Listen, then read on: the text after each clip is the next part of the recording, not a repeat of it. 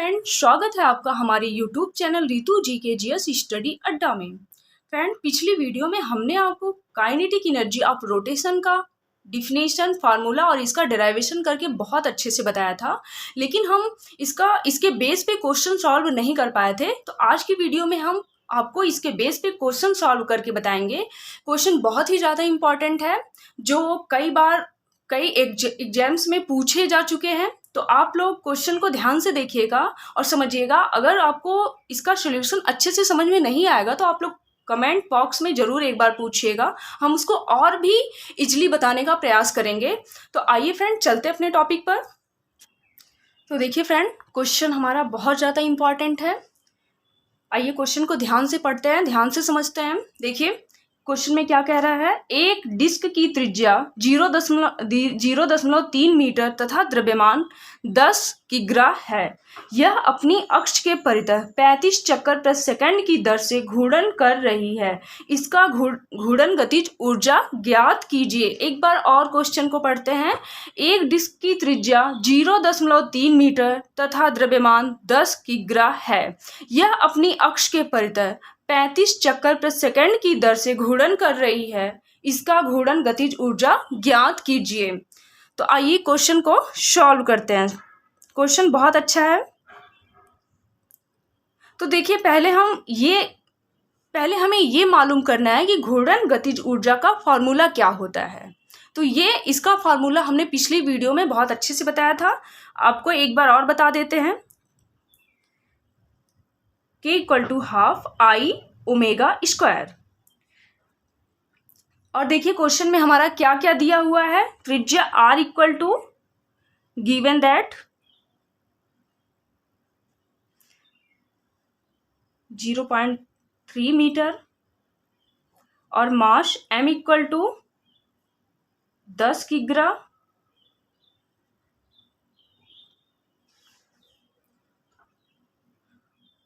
N =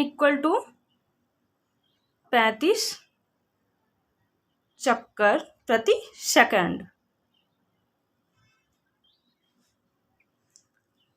अब देखिए friend, अब इतना तो दिया हुआ है। अब पहले हम डिस्क का जड़त्व आघूर्ण I क्या होता है उसे ज्ञात करते हैं।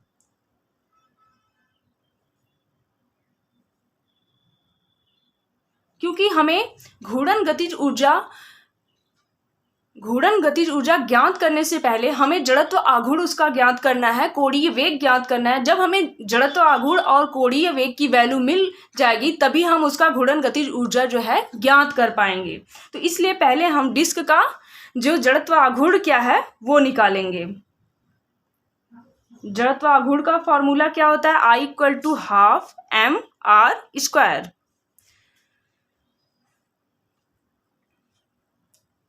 m की वैल्यू क्या है 10। r = क्या है 0.3। 5 × 0.9 = क्या हो गया 0.45 किग्रा मीटर स्क्वायर। ये हमारा आ गया। सॉरी, देखिए यहाँ से हमें लगा आपको नहीं दिखा है। 5 × 0.9 आ गया, इसका मल्टीप्लिकेशन किए तो आ गया 0.45 किग्रा मीटर स्क्वायर। हमें डिस्क का जड़त्व आघूर्ण क्या है ये तो हमने ज्ञात कर लिया है।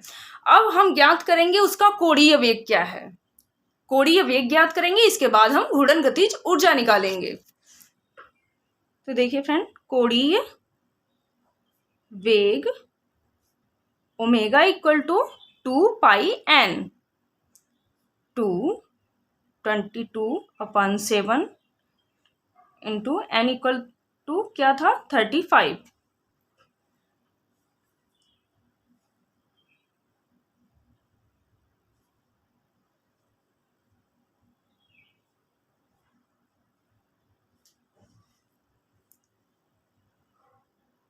इसका मात्रक होता है रेडियन प्रति सेकंड।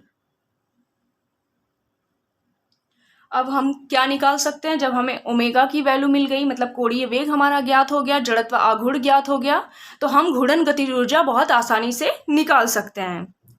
इसलिए घूर्णन गतिज ऊर्जा K equal to half I omega square. इसमें हम आई और ओमेगा की वैल्यू क्या करेंगे, पुट करेंगे। ओमेगा की आई की वैल्यू क्या हमारी आई थी 0.45 और ओमेगा की 220 स्क्वायर।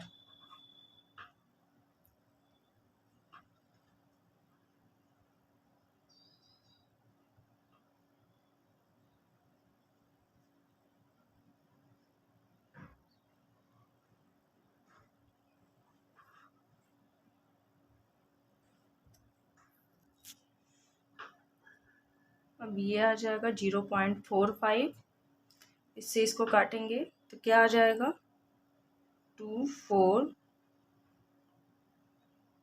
अब इसका इसमें मल्टीप्लाई करेंगे तो हमारा आ जाएगा 10, ये जूल, इसका मात्रक जूल होता है।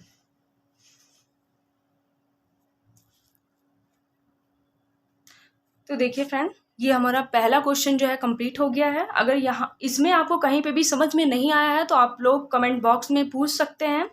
जहाँ तक हमने बहुत इजी वे में बताने का कोशिश किया है, यहाँ पे तो मल्टीप्लाई करना है तो आप लोग उसको आसानी से मल्टीप्लाई कर सकते हैं। मल्टीप्लाई करके यही इसका आंसर है, हमने लिख दिया है।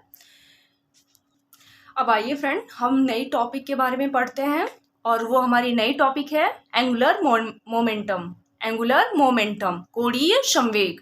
अब तक हमने आपको बताया था एंगुलर वेलोसिटी, एंगुलर एक्सेलरेशन। अब हम आपको बताएंगे एंगुलर मोमेंटम। तो देखिए फ्रेंड, हम बताते हैं कि एंगुलर मोमेंटम क्या होता है। स्थानांतरित गति में पिंड के द्रव्यमान तथा उसके रैखिक वेग के गुणनफल को उसका रैखिक संवेग कहते हैं। परंतु घूर्णन गति में इस तरह की राशि कोणीय संवेग मतलब एंगुलर मोमेंटम कहलाती है। एक बार फिर आपको बताते हैं, स्थानांतरित गति में पिंड के द्रव्यमान तथा उसके रैखिक वेग के गुणनफल को उसका रैखिक संवेग कहते हैं। परंतु घूर्णन गति में इस तरह की राशि को कोणीय संवेग कहते हैं।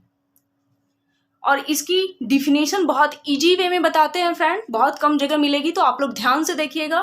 कोणीय संवेग बहुत ही अच्छी टॉपिक है, जो बहुत ही अच्छी टॉपिक है, जो कई जगह पे देखिएगा तो इसका क्वेश्चन कई जगह पे मतलब आता रहता है, बहुत जगह है। तो आप लोग इस टॉपिक को बहुत अच्छे से बहुत ध्यान से पढ़िएगा। तो देखिए, इसका इजी वे में हम डिफिनेशन बताते हैं। किसी कण के रैखिक संवेग का किसी घूर्णन अक्ष के परितः जड़त्व आघूर्ण, किसी कण के रैखिक संवेग का किसी घूर्णन अक्ष के परितः आघूर्ण उस कण का उस अक्ष के परितः कोणीय संवेग कहलाता है। किसी कण के रैखिक संवेग का किसी घूर्णन अक्ष के परितः आघूर्ण उस कण का उस अक्ष के परितः कोणीय संवेग कहलाता है। इसका डिफिनेशन देखिए, बहुत ही अच्छी डिफिनेशन है।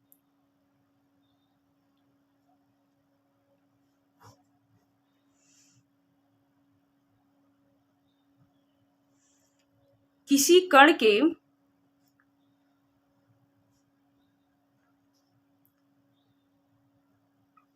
रैखिक संवेग का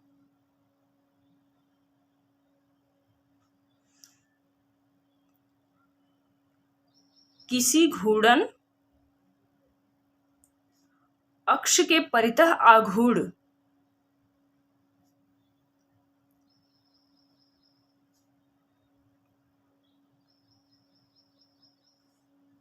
उस कण का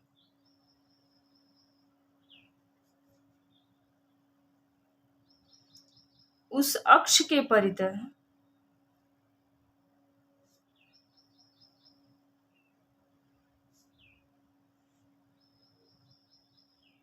कोणीय संवेग कहलाता है।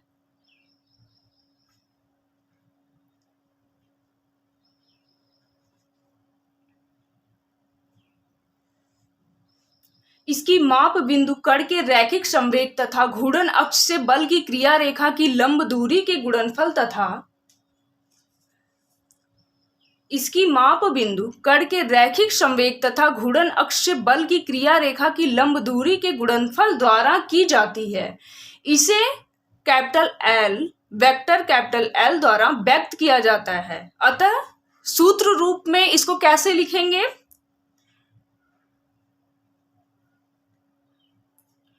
कोणीय संवेग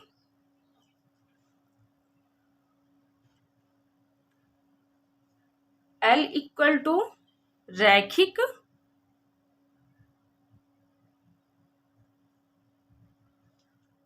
संवेग वेक्टर P, स्मॉल p है, इंटू अक्ष से कण की लंबवत दूरी।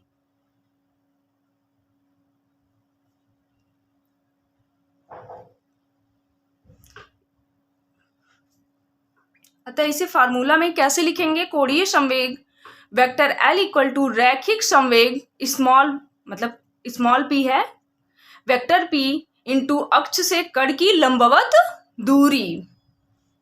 अब देखिए कोणीय संवेग एक क्या है? सदिश राशि है। एक नंबर का क्वेश्चन कभी कभी एग्जाम में पूछ देता है कि कोणीय संवेग कौन सी राशि है, तो आप अगर पढ़े रहेंगे तभी बताएंगे। तो लिख देते हैं कोणीय संवेग एक सदिश राशि है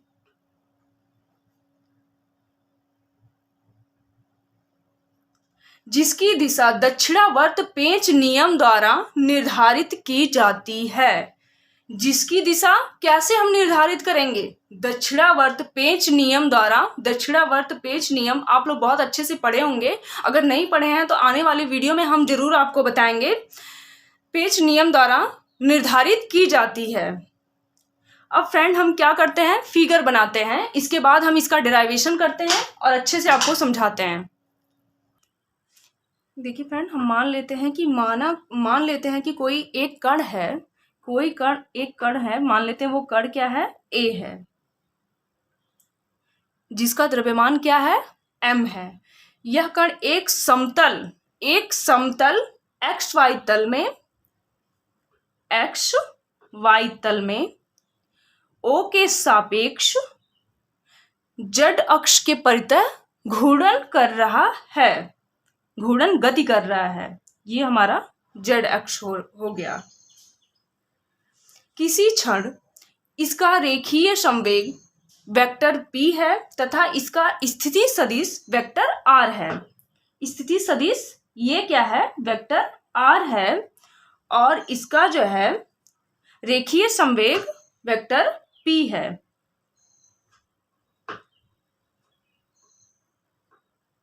ये हमारा 90 डिग्री हो जाएगा।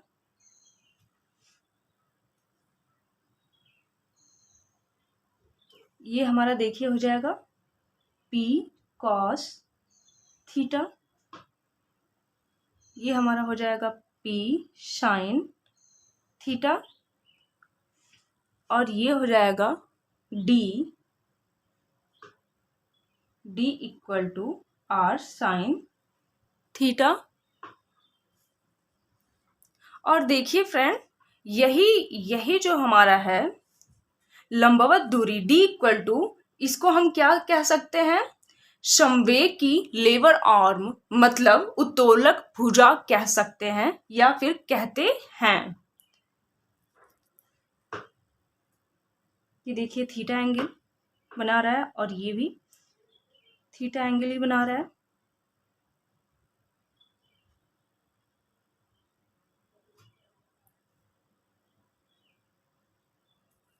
अब देखिए फ्रेंड, हमने फिगर में जो जो किया है वही हम थियोरेटिकल में लिखेंगे।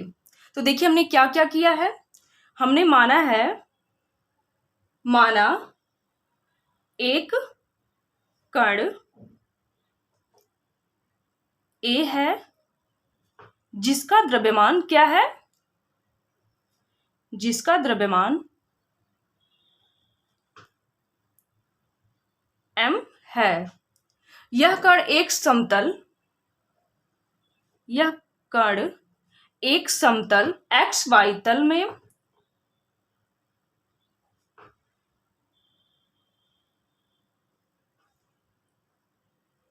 समतल मतलब एक्स वाई तल, ये भी पूरा ब्रैकेट में रहेगा फ्रेंड।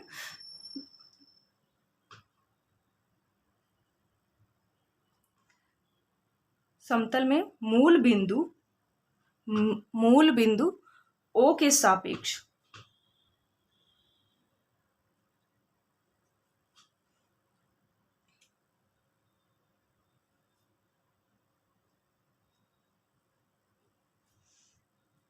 जेड अक्ष के परितः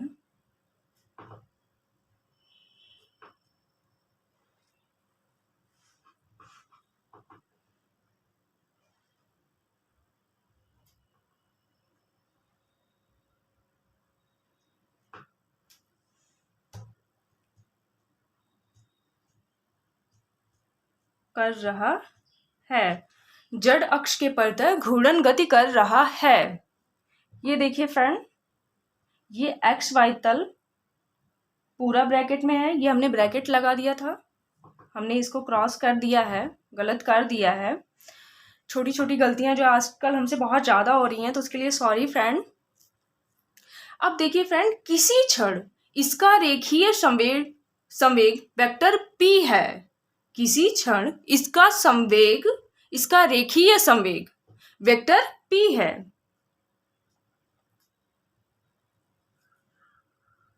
किसी क्षण इसका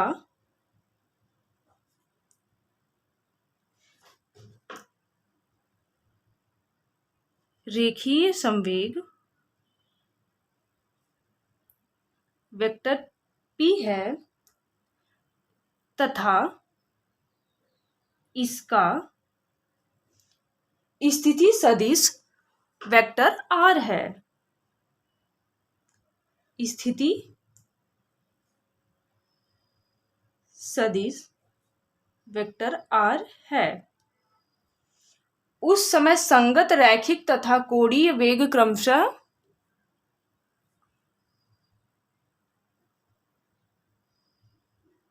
जिस समय हमारा रेखीय संवेग वेक्टर p है तथा रैखिक तथा इसका स्थिति सदिश वेक्टर r है, उसी समय हमारा रैखिक वेग वेक्टर v तथा कोणीय वेग हमारा क्या हो जाएगा, वेक्टर ओमेगा हो जाएगा। किस समय? जिस समय हमारा रेखीय संवेग वेक्टर p है तथा उसका स्थिति सदिश वेक्टर r है, उस समय हमारा रैखिक वेग वेक्टर v तथा कोणीय वेग ओमेगा वेक्टर ओमेगा हो जाएगा।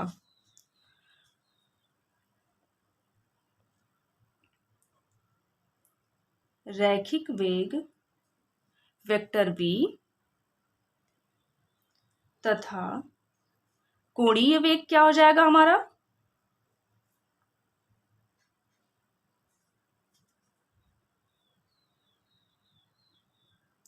ओमेगा है।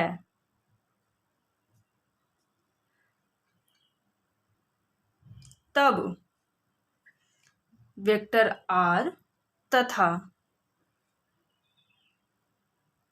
वेक्टर p के बीच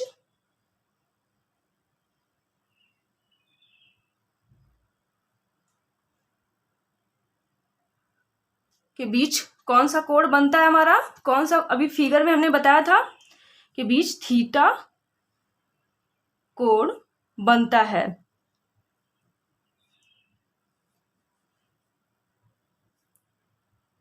और अक्ष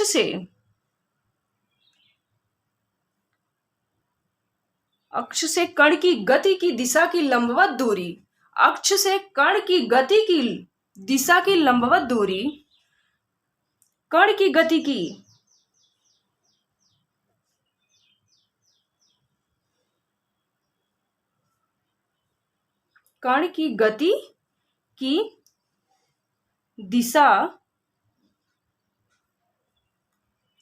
दिशा की लंबवत दूरी, कण की गति की दिशा की लंबवत दूरी मतलब जो परपेंडिकुलर है,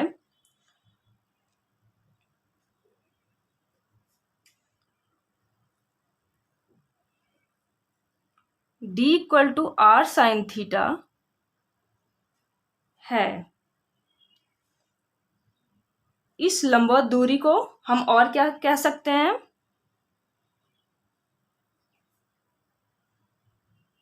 लंबवत दूरी डी को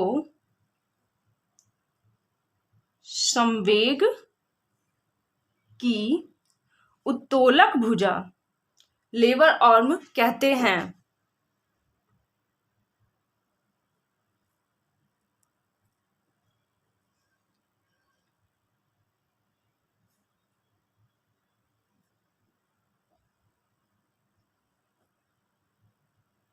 बहुत ही अच्छी टॉपिक है, आप लोग बहुत अच्छे से ध्यान दीजिएगा, एक एक चीज इसका बहुत ज्यादा इंपॉर्टेंट है। तो अब देखिए फ्रेंड, कोणीय संवेग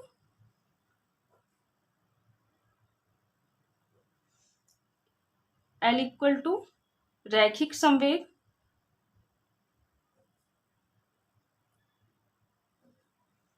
गुणे उत्तोलक भुजा।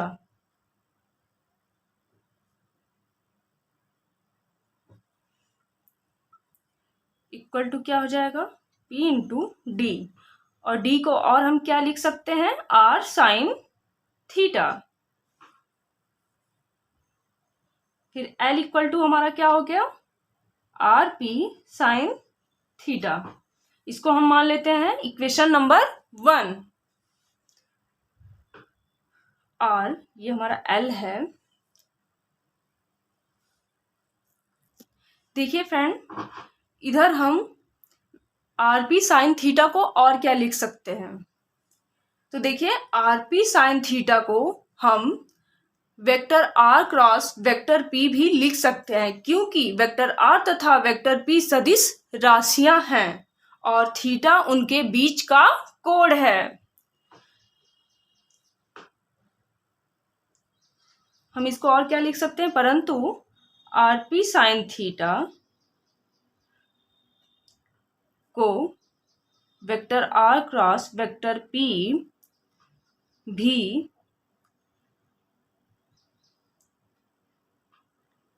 लिख सकते हैं,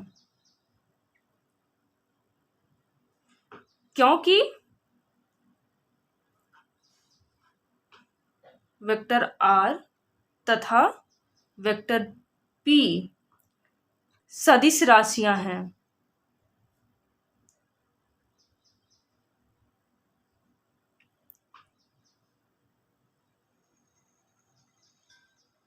और थीटा उनके बीच का कोण है।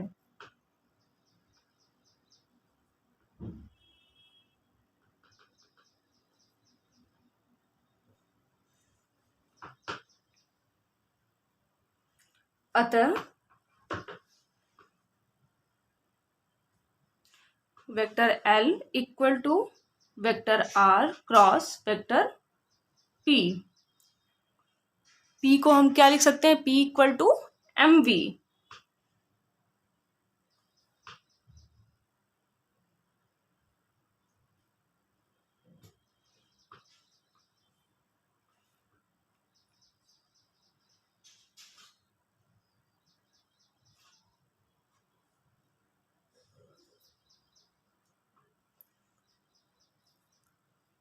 अब देखिए, हम इसको मान लेते हैं इक्वेशन नंबर 2।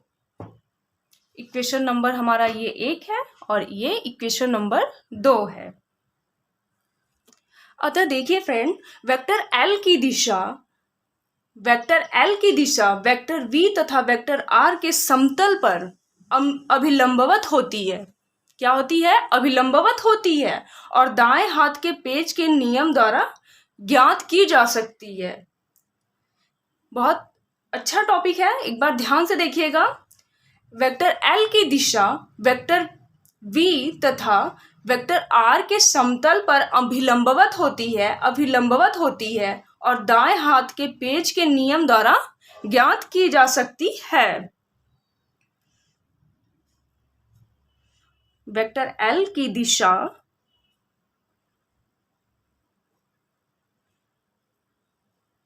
वेक्टर V तथा वेक्टर R के समतल पर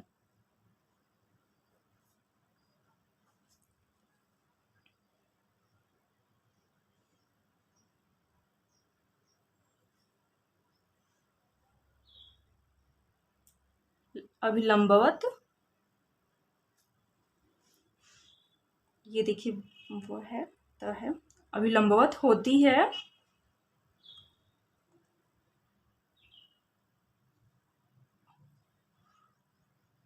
और दाएं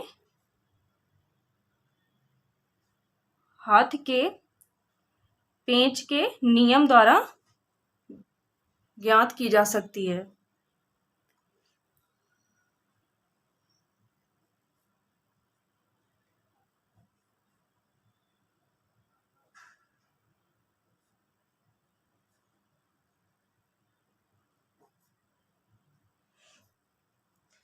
इसलिए चित्र से देखिए, वेक्टर एल की दिशा धनात्मक जेड अक्ष के अनुदिश है। फिगर से फ्रेंड, वेक्टर एल की दिशा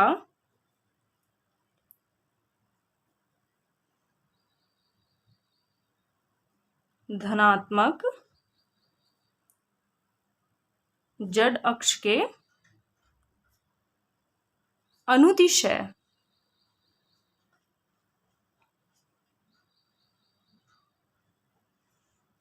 अतः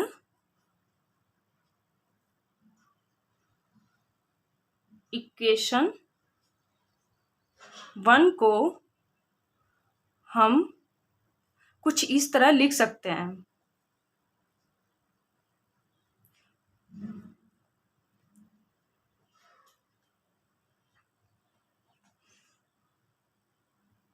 कैसे लिख सकते हैं? देखिए, L equal to R P perpendicular, और क्या लिख सकते हैं? L equal to R perpendicular P।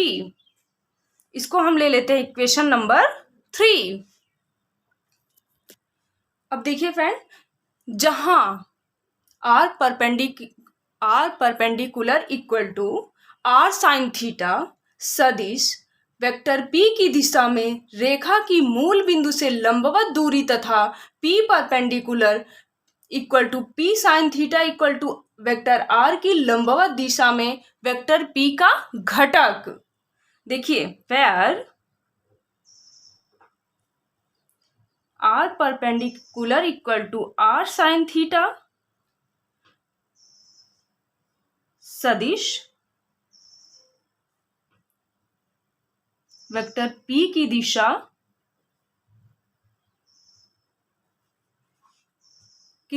में रेखा की मूल बिंदु से लंबवत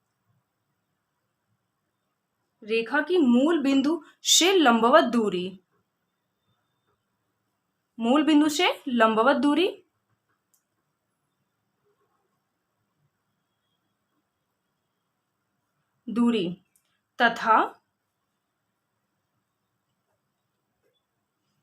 P perpendicular equal to P sine theta is equal to vector R की लंबवत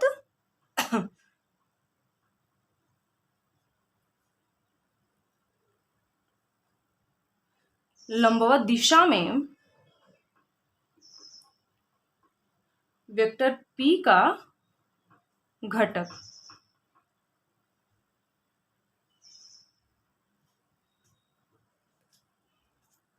फ्रेंड, हम तो अपने हिसाब से बहुत अच्छा बताने की कोशिश कर रहे हैं, फिर भी आपको ऐसा लगे कि कहीं पे आपको समझ में नहीं आ रहा है तो आप उसको जरूर पूछिएगा कमेंट बॉक्स में, हम आपको और अच्छे से बताने का कोशिश करेंगे।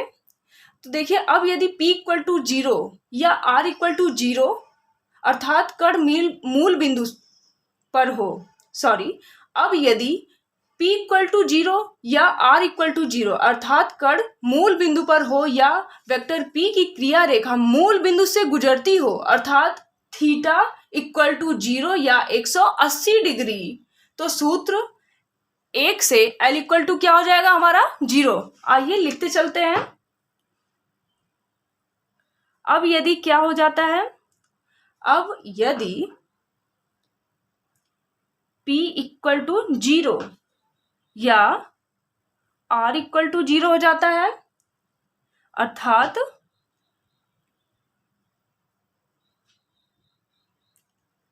कण जो है मूल बिंदु पर हो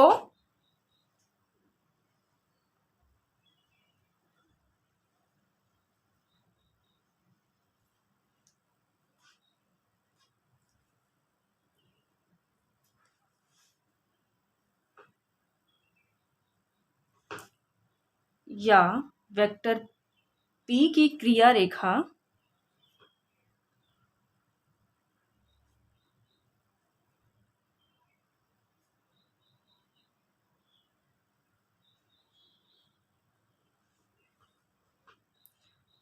वेक्टर P की क्रिया रेखा जो है मूल बिंदु से गुजरती हो,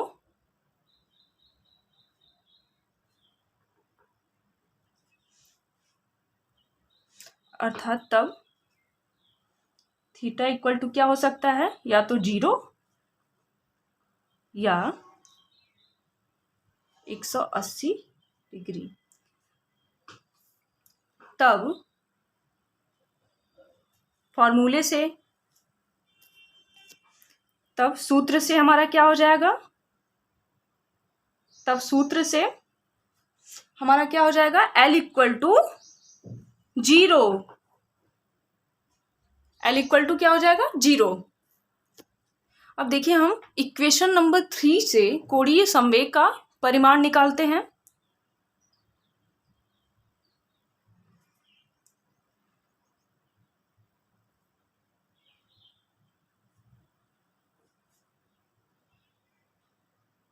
संवेग का परिमाण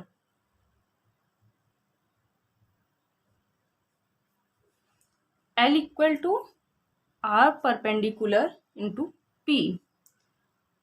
इसको हम क्या लिख सकते हैं, P equal to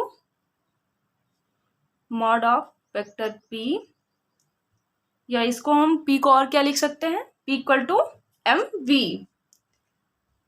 L equal to क्या हो जाएगा हमारा, R परपेंडिकुलर mv,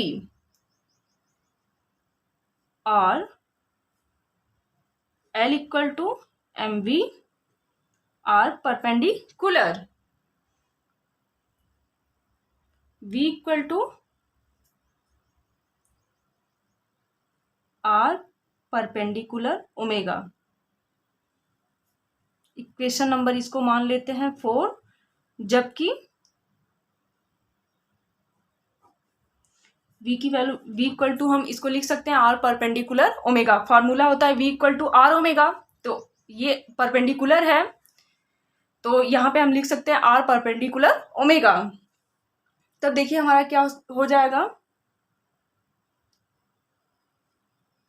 अतः L equal to m, V की वैल्यू हमारी क्या आई है, R परपेंडिकुलर ओमेगा, और ये हो जाएगा हमारा R परपेंडिकुलर, और L equal to m R perpendicular square omega. ये हो गया हमारा फॉर्मूला।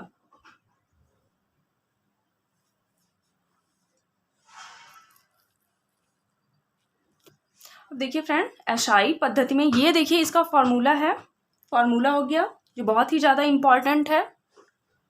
फार्मूला को अच्छे से आप लोग देखिएगा। अब देखिए इसका एसआई पद्धति में, सॉरी कितना हमसे गलत हो रहा है, एसआई पद्धति में कोणीय संवेग का मात्रक क्या होता है,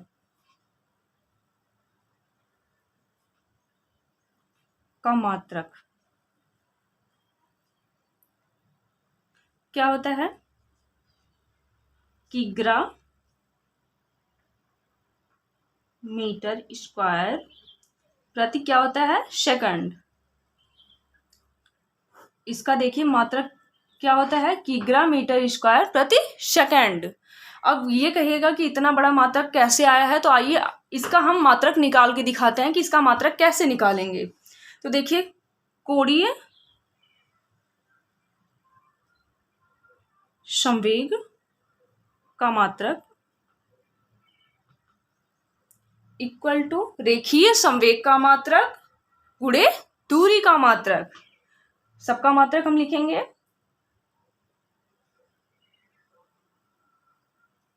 रैखिक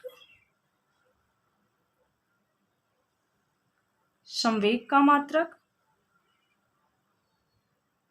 गुणे दूरी का मात्रक।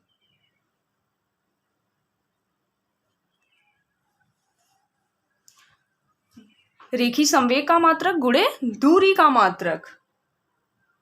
अब देखिए ये हो जाएगा द्रव्यमान का मात्रक गुणे वेग का। रैखिक संवेग v इक्वल टू mv। द्रव्यमान का मात्रक गुणे वेग का मात्रक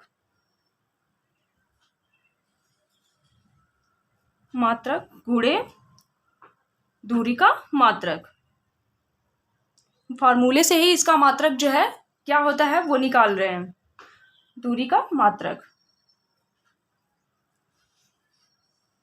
द्रव्यमान का मात्रक किग्रा मीटर और वेग का मात्रक इसका द्रव्यमान का मात्रक किग्रा, वेग का मात्रक मीटर प्रति क्या होता है सेकंड गुणे इसका मात्रक क्या होता है दूरी का मात्रक मीटर। द्रव्यमान का मात्रक होता है किग्रा और वेग का मात्रक होता है क्या मीटर प्रति सेकंड और दूरी का मात्रक होता है मीटर। इसलिए हमारा क्या आ जाएगा किग्रा मीटर स्क्वायर प्रति सेकंड। ये हो गया इसका मात्रक। अब देखिए इसकी बीमा क्या होती है, एक लाइन में इसकी बीमा भी बता देते हैं। इसका बीमा क्या होता है, बीमा होती है बीमीय सूत्र या इसकी बीमा होती है m l की पावर 2 t की पावर -1। किग्रा का हो गया मास द्रव्यमान m और ये हो गया लेंथ और ये टाइम t।